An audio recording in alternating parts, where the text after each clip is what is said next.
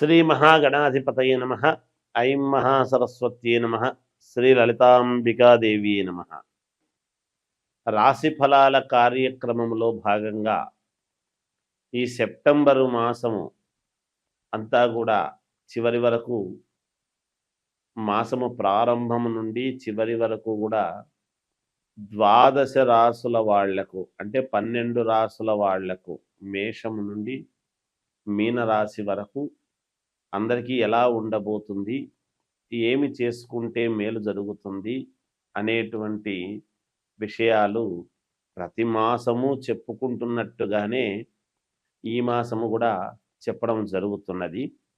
అయితే ఈ మాసంలో 1వ తేదీ నుండి చివరి వరకు అన్నప్పుడు మధ్యలో వినాయక చవితి పండుగ వస్తూ ఉన్నది. అలాగే ఏ రాశి వాళ్ళు వినాయక చవితి పండుగ రోజు ఏమి చేసుకుంటే మీ పనులకు విఘ్నాలు తొలగి నిర్విఘ్నముగా బాగా ఉండేట్టుగా మేలు జరుగుతుంది అనేటువంటి విషయాన్ని ఈ ద్వాదశ రాసుల వాళ్లకు కూడా చివరిలో చెప్పడం జరుగుతున్నది. అందువలన అసలు ఎలా ఉండబోతుంది, ఏ రాశి వాళ్లకు, ఏ రాశి వాళ్ళు ఏమి పరిహారము చేసుకుంటే మేలు జరుగుతుంది. వినాయక నవరాత్రులు వస్తున్నాయి. ఈ వినాయక నవరాత్రులలో ఏదో ఒక రోజు, ఏ రోజైనా పర్వాలేదు, ఏమి పాటిస్తే మీకు మేలు జరుగుతుంది. 11 రోజుల లోపల మొదటి రోజే అందరికీ కుదరకపోవచ్చును కదా. కాబట్టి 9 రోజులో, 11 రోజులో లేదా 3 రోజులో జరుగుతుంది. అయితే ఇళ్లల్లో పూజలు చేసుకుంటారు, వినాయక చవితి పూజలు. కానీ వినాయక దేవాలయములో చేసుకునేటువంటి పరిహారం ఏమిటి అనేటువంటిది నేను చెబుతాను. మనం ఏ కార్యక్రమం చేసినా ముందు వినాయకుడిని పూజిస్తాం. అలా మేలు జరగడానికి మీకు తెలియజేస్తున్నాను. పూర్తిగా విని శ్రద్ధగా అవి పాటించండి, తప్పకుండా మీకు విజయము లభిస్తుంది అనేటువంటిది తెలియజేస్తున్నాను. ధనుస్సు రాశి వారికి ఈ సెప్టెంబర్ మాసం అంతా కూడా ఎలా ఉంది అంటే పర్వాలేదు, బాగుంది అని చెప్పాలి. స్థిరాస్తి కలిసొచ్చేటువంటి విధముగా ఉన్నది ఈ మాసములో ధనుస్సు రాశి వాళ్లకు. దూర ఆలోచనలు, కుటుంబ వృద్ధి, కుటుంబము మీద దృష్టి పెట్టడము, అలాగే దీర్ఘకాలికమైనటువంటి ప్రణాళికలతో వేసేటువంటి ఆలోచనలు ఉంటాయి. వృధా భ్రమణం అంటే వృధాగా తిరగాల్సినటువంటి పరిస్థితి వస్తుంది. ఒకసారి బట్టి 4 సార్లు ఒక పని గురించి తిరిగి ఆ పని కాలేదే, అవలేదే అనేటువంటి చిన్న ఇబ్బంది అనేటువంటిది ఉంటుంది. ధనము వ్యయం, ఉన్నటువంటి ధనాన్ని వ్యయం చేసుకోవటం జరుగుతుంది. అనూహ్యముగా ఖర్చు పెట్టాల్సినటువంటి ఇది ఏర్పడుతుంది. బంధువులలో ఎవరికో అనారోగ్య కారణముగా మీరు వెళ్ళి అక్కడ కాస్త ఖర్చు చేసుకోవడం కానీ, లేదా కించిత్ మానసికమైనటువంటి బాధ అనేటువంటి పడడం కానీ జరగవచ్చును. సకాలములో భోజనము, నిద్ర అనేటువంటిది లేక కాస్త శరీరానికి నలతగా ఉండి డాక్టర్ దగ్గరికి వెళ్ళి చూపించుకునేటువంటి అవసరము రావచ్చును. గృహమునందు శుభకార్యము చేయడం జరుగుతుంది. వెంటనే నిర్ణయం తీసుకుంటారు. లేదా ఎప్పటి నుంచో జరుగుతూ ఉండేటువంటిది ఒక కొలిక్కి వచ్చి ఇంట్లో పెళ్లి చెయ్యాలి అనేటువంటి భావనతో దానికి తగినట్టుగా మార్గము ముందుకు వెళ్ళడం జరుగుతుంది గాక.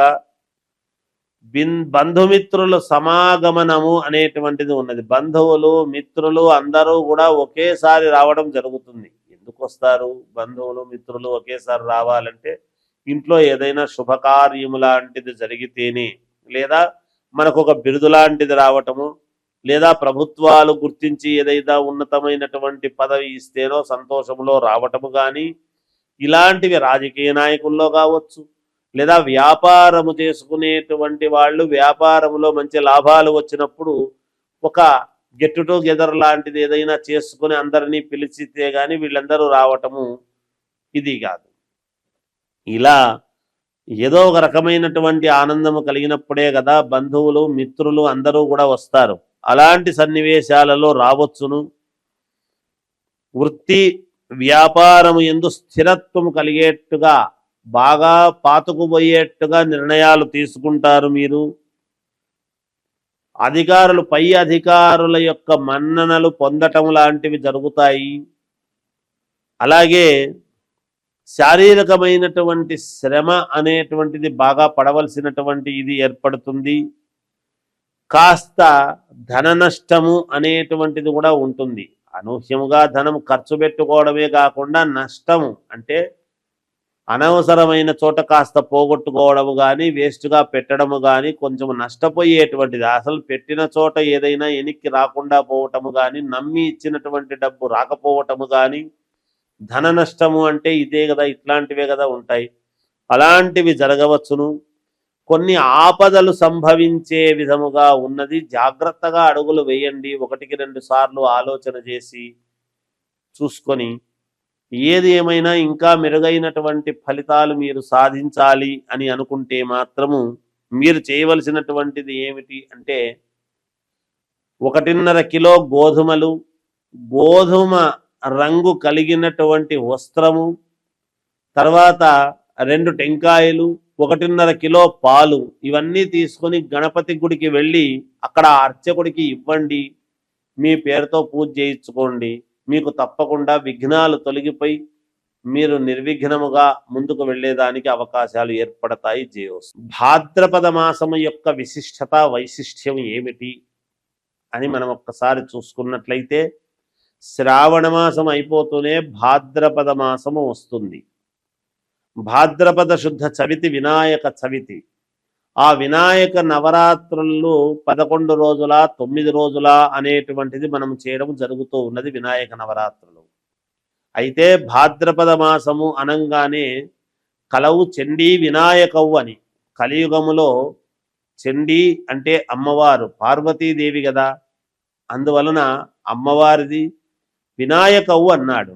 అంటే వినాయకుడు. మనం ఏ కార్యక్రమము చేసినా ఏ పూజ చేసినా ఏది తలపెట్టినా ముందు గణపతి పూజ చెయ్యందే, ముందు గణపతి స్మరణ చెయ్యనిదే మనం ఏది చేయటానికి లేదు. ఎందుకంటే దేవతలు కూడా గణపతికి ప్రథమ గణాధిపత్యం అనేటువంటిది ఇచ్చారు. కాబట్టి మనము కార్యము ఏది తలపెట్టినా అది నిర్విఘ్నముగా సాగాలి అంటే అందుకని వినాయకుడి యొక్క మననం మనం చెయ్యాలి. అందుకే ఏదైనా ఒక శుభకార్యం చేస్తున్నామంటే ముందు వినాయకుడిని చేసి పెట్టకూడదు పసుపుతో. అలా వినాయకుడిని చేసి పెట్టాము అంటే కార్యక్రమం అంతా ఆలస్యం అవుతుంది. వచ్చి పీటల మీద కూర్చున్న తర్వాతనే ఇంకా వినాయకుడిని చేయడం అనేది జరుగుతుంది. ఇది మనం గుర్తుంచుకోవాలి. చాలామంది పూజారులు కావచ్చు, పౌరోహితులు కావచ్చు ఇది పాటిస్తారు చాలామంది. అలా విఘ్నాలు కలిగించేటువంటి వాడు వినాయకుడే, ఎవరో కాదు. అందుకనే మనము వినాయకుడిని మనము ఎటువంటి విఘ్నాలు లేకుండా నిర్విఘ్నముగా సాగాలి స్వామి అనేటువంటి ఇదితో మనం వినాయకుని పూజలు చేస్తాం. అటువంటి వినాయక నవరాత్రులు అనేటువంటివి మనము జరుపుకుంటూ ఉంటాము ఈ యొక్క ఇదిలో. తర్వాత ఈ నిమజ్జనము అది అయిన తర్వాత వెంటనే మహాలయ పక్షాలు ప్రారంభమవుతాయి 18వ తేదీ నుండి. మహాలయ పక్షాలు అంటే ఆ పక్షమి 15 రోజులు మనం ఏమి చేయడానికి ఉండదు. మహాలయ పక్షాల్లో అంటే పితృకార్యక్రమాలు అవి చేసుకోవటానికి చాలా ఉపయోగపడతాయి. అంటే పొరపాటున గనక మనం ఎప్పుడైనా పితృకర్మలు చేయకపోతే లేదా పితృదోషాలు ఉండేటువంటి వాళ్లకు వంశపారపర్యముగా మేము ఎంత కష్టపడుతున్నా మాకు బాగా జరగడం లేదు గురువు గారు, ఏమి దోషం ఉందో ఏమో, మా జాతకాల్లో మేము అన్నీ చూపించుకున్నాము, మరి ఎందుకో మేము ముందుకు వెళ్ళలేకపోతున్నాము, మేము ఈ వ్యాపారంలో కలిసి రావడం లేదు, ఈ ఉద్యోగంలో నాకు ఇబ్బందిగా ఉంది, లేదా ఇది జరగడం లేదు అని వస్తారు. చాలా మందికి పితృదోషాలు అనేటువంటివి ఉంటాయి. ఈ పితృదోషాలు అనేటువంటివి ఎక్కడి నుంచి వస్తాయంటే మనము చేసేటువంటి పనులు మన పిల్లలకు రావటం అనేటువంటిది జరుగుతుంది. అందుకనే మనము పుణ్యము చేస్తే పుణ్యము పిల్లలకు వస్తుంది, మనం ఏదైనా ఇబ్బందులు చేస్తే ఇబ్బందులు పిల్లలకు వస్తాయి. అది గమనించాలి. అది అలాంటి పితృదోషాలు అవి ఉండి వాటి వలన ఎవరెవరికి ఎటువంటి పితృదోషాలు ఉన్నాయి ఏమిటి అనేటువంటి వాటి పరిహారాలు చేసుకోవటానికి మనము జీవితంలో ముందుకు వెళ్ళటానికి ఆ మహాలయ పక్షం అనేటువంటివి మనకు చాలా వరకు మేలు చేస్తుంది. అటువంటి సమయంలో గనక దోషాలు పోవడానికి గనక మనం చేసుకున్నాము అంటే మన జీవితంలో ఎన్నో కోట్ల రెట్లు మేలు జరిగే అవకాశం ఉంటుంది. ఎప్పటి నుంచో బాధపడుతుండేటువంటి బాధలన్నీ కూడా తొలగిపోయి మేలు చేసుకోవచ్చు. అయితే ఎటువంటి పరిహారాలు గురువు గారు అని అనవచ్చును. అయితే ఎవరి జాతకాన్ని బట్టి వాళ్ళకు పరిహారాలు ఉంటాయి, ఎవరి స్థితిగతులను బట్టి వాళ్ళకు పరిహారాలు ఉంటాయి. అంటే స్థితిగతులను బట్టి పరిహారాలు అంటే డబ్బు గురించి అని కాదు, జాతక స్థితిగతులను బట్టి, జాతకములో ఉండేటువంటి నవగ్రహ స్థితిగతులను బట్టి నేను చెబుతున్నాను. ఆస్తిపరుడైతే ఎక్కువ ఉంటుంది, ఆస్తి లేని వాళ్ళకైతే తక్కువ ఉంటుంది అని ఆ ఉద్దేశ్యంతో అనడం లేదు. అంటే ఉన్న గ్రహస్థితులను బట్టి, వాటి యొక్క కర్మ ఫలితాలను బట్టి, పితృదోషాలు ఎటువంటివి ఉన్నాయి ఏమిటి అనేటువంటిది చూసుకొని ఎటువంటి దోషాలను మనము పోగొట్టుకుంటే మేలు అనేటువంటి దానికి మహాలయ పక్షాలు ఉన్నాయి. ముందు వినాయకుడి యొక్క పూజలు జరుగుతూ ఉన్నాయి, నవరాత్రులు. ఇవి రెండూ కూడా భాద్రపద మాసములో రావటము విశేషం. ఎప్పుడూ కూడా భాద్రపద మాసంలోనే వస్తాయి, దీంట్లో పెద్దగా ఏమీ ఆలోచన ఏమి లేదు. అంటే పౌర్ణమి వరకు చూడండి, భాద్రపద శుద్ధ పౌర్ణమి వరకు వినాయకుడి యొక్క వ్యవహారాలన్నీ కూడా నడుస్తాయి. ఆ తర్వాత పౌర్ణమి తర్వాత నుంచి మహాలయ పక్షాలు మళ్ళీ అమావాస్య వరకు ఉంటాయి. ఆ తర్వాతనే మనకు ఏమిటి అంటే మళ్ళీ నవరాత్రులు, అమ్మవారి నవరాత్రులు. అందుకే నేను మొదట్లోనే కలవు చండీ వినాయకవు అన్నాను. అమ్మవారి నవరాత్రులు అంటే మొదట కొడుకువి నవరాత్రులు, తర్వాత తల్లికి నవరాత్రులు. వీళ్ళిద్దరికే నవరాత్రులు. పేరు ఏది పెట్టినా గుప్త నవరాత్రులని ఇవన్నీ కూడా తర్వాత మళ్ళీ మనం చెబుతాం మామూలుగా. అవి ఏవి పెట్టినా ప్రాధాన్యత ఏమిటి అంటే గణపతి నవరాత్రులు, ఈ దసరా శరన్నవరాత్రోత్సవాలకు అమ్మవారి నవరాత్రులు. అందుకే తల్లి కొడుకు, ఇంట్లో పెద్ద కొడుకు ప్రతి వాళ్లకు కూడా పెద్ద కొడుకు వినాయకుడితో సమానమే, చిన్న కొడుకు సుబ్రహ్మణ్య స్వామితో సమానమే. అదేమిటి గురువు గారు ఒకవేళ 3-4 కొడుకులు ఉంటే అని అనుకోవచ్చు. నేను మాట వరుసకే చెప్పాను పెద్ద కొడుకు వినాయకుడు లాంటి వాడు అని. ఎందుకంటే బరువు బాధ్యతలు వినాయకుడికి తెలిసినంతగా ఎవరికి తెలియదు. అందుకని ఆయనకు మనము ఆరాధించడంలోనే మన బరువు బాధ్యతలన్నీ కూడా తొలగాలి, మేలు జరగాలని కదా మనం పూజిస్తాం. అందువల్ల చెప్పాను. ఈ భాద్రపద మాసాన్ని అందరూ కూడా సద్వినియోగం చేసుకొని మీకు తగిన తోచిన విధముగా గణపతి నవరాత్రులలో పాల్గొని మీరు ఇది చేసుకోండి. తర్వాత మహాలయ పక్షాలలో మీకు కావాల్సినటువంటి అయ్యగారుల దగ్గరికి వెళ్ళి మీ జాతకాలను చూపించుకొని ఏమైనా పితృదోషాలు ఉంటే ఈ మహాలయ పక్షంలో ఈ 15 రోజులలో అవి పోగొట్టుకునే విధముగా చేసుకోండి. తద్వారా మీ ఎదుగుదలకు మీరే మూర్ధన్యులు కండి, మేలు జరుగుతుంది. జయోస్తు.